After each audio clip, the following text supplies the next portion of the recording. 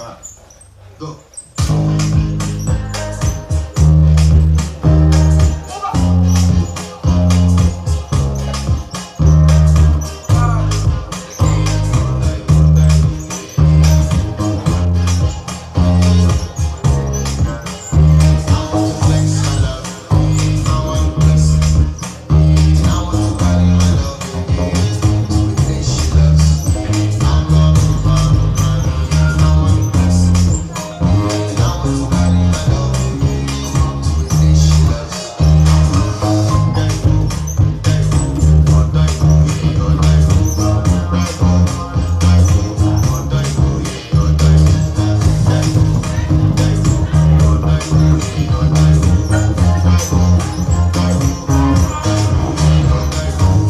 She loves. I'm a man. I want to bless it, and I want to carry my love away to a place she loves.